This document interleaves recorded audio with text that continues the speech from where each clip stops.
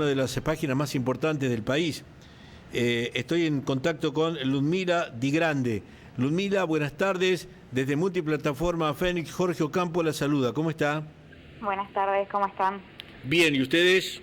Bien, todo bien. Bueno, Buenos Aires a esta hora viviendo también un momento internacional del que no podemos estar ajenos y creo que nos lleva en primera instancia en cualquier diálogo a hablar de lo que está pasando en Venezuela.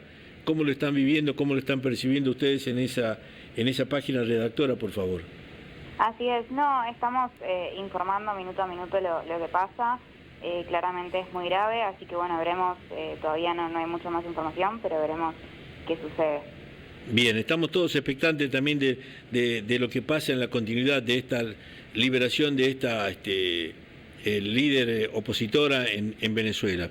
El tema nuestro tiene que ver con la economía. Una economía que en noticias hablan de un recorte de un importante porcentaje durante el año anterior destinado al gasto de la Iglesia Católica. ¿Qué significa esto, Ludmila?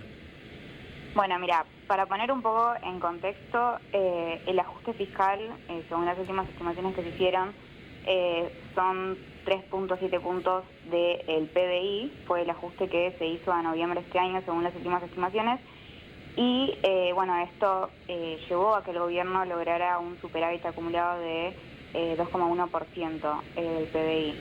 Digamos, el ajuste fue generalizado y en ese contexto la Iglesia no fue la excepción.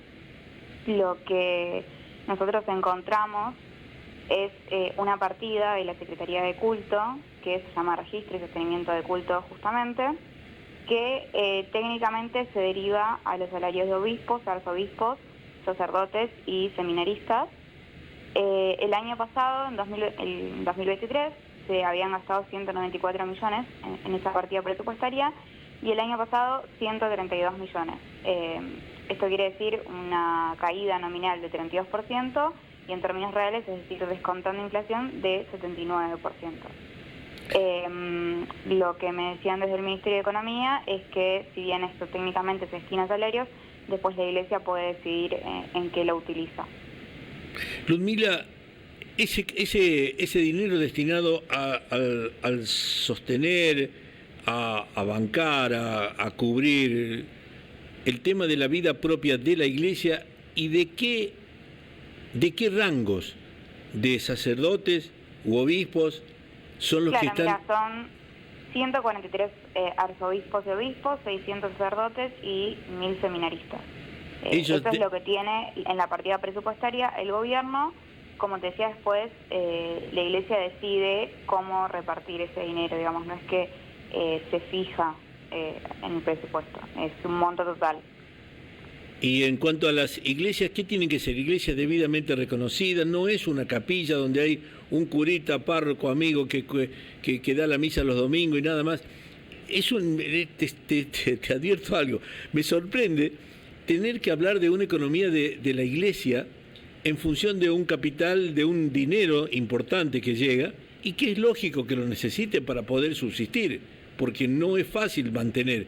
Ahora, mantener una iglesia, una catedral en cada una de las provincias, también creo que es el derecho o el deber que tienen los gobiernos provinciales, ¿verdad? Bueno, esa es otra cuestión, que es que, digamos, dentro del presupuesto nacional, como te decía, está ese programa.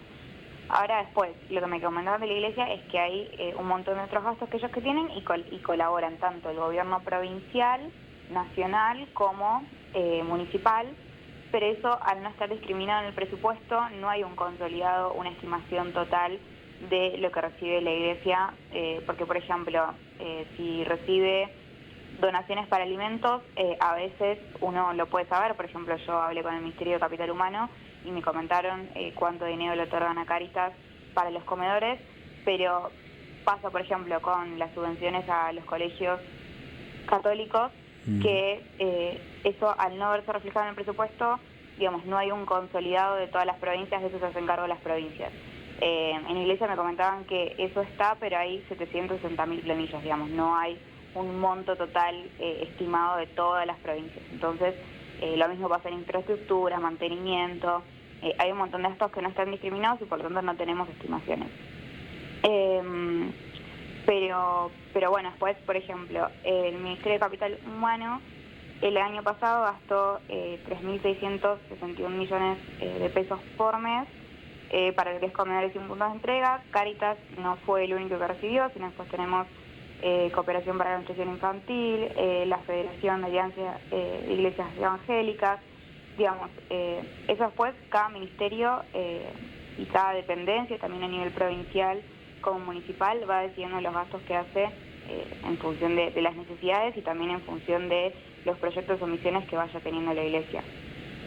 Lumira, ¿se incorpora también ese mismo capital o ese mismo costo las liberaciones que tiene de provincias con respecto a impuestos, a luz, a gas, a todos los insumos que hacen al mantenimiento? Porque se trata de una familia, de una casa donde hay gente que vive, hay gente que necesita de la luz, del gas, del agua. ¿Esos gastos también se suman en contra o eso lo tiene que afrontar cada parroquia, cada iglesia? Claro, no, eso el gobierno no es algo que destine, el gobierno da cierto monto, esto en el caso del gobierno nacional, y después la iglesia decide en qué usar esos gastos. Por supuesto que la iglesia también tiene aporte de los fieles, de empresas y de organizaciones como por ejemplo UNICEF. Digamos, después la iglesia tiene su propio financiamiento y obviamente recibe este aporte estatal, pero digamos no es que el gobierno dice, bueno, te doy esta plata para determinada cosa. Está bien. Aparte de eso, yo estimo, no sé si estoy bien informado, de que también el Vaticano hace correspondientes aportes a cada uno de las iglesias de cada país. Claro, exacto, digamos, la empresa tiene la iglesia tiene su propio mecanismo de financiamiento, eso obviamente, digamos, incluye los aportes que pueda hacer el Vaticano a partir de sus recursos. Perfecto. Lumila, te agradezco. ¿Te puedo hacer la última pregunta? Sí, obvio. Decime. Llevamos nada más que 9 días de este nuevo año, con un presupuesto totalmente acotado, con un presupuesto ya totalmente estudiado de saber cuáles son los límites. ¿Crees que puede este gobierno manejar esta situación económica en base a lo que se presupuestó hace un par de años? ¿Estamos en condiciones? ¿O va a depender también del achicamiento de ese Estado, que es el monstruo al que apunta Milei, achicarlo y para poder sustentar el país así?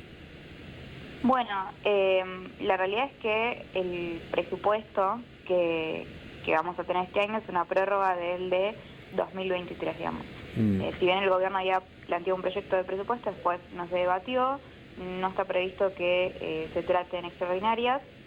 Lo que parece ser es que el gobierno no va a reforzar el ajuste que ya se hizo, digamos, sino que va a mantener más o menos esos niveles. Va a depender también de la recuperación económica, pero ya vimos que el superávit fiscal es algo que el gobierno no va a negociar. Obviamente va a tener que ver la recaudación, los ingresos del Estado, como para poder medir qué tanto se va a ajustar. Tengamos en cuenta también que es un año electoral. Lumila, 1.000.000 de gracias por tu tiempo y tu explicación, Muchas gracias. No, a ustedes por llamarme. Muchas gracias. Gracias. Ludmila Di Grande, periodista y redactora de Economías en Infobae, nos daba este panorama de un gasto que a veces no lo conocemos. Y es raro hablar de una economía de la iglesia, pero es necesario porque tienen vida propia, tienen una luz, tienen un gas, tienen agua. Los impuestos también se manejan, creo que a nivel, sobre todo el aporte que realiza cada gobierno provincial, cada municipio con respecto. Noticia que acaba de llegar, el comando venezolano, del comando venezolano, emite un informe hoy 9 de enero, saliendo de la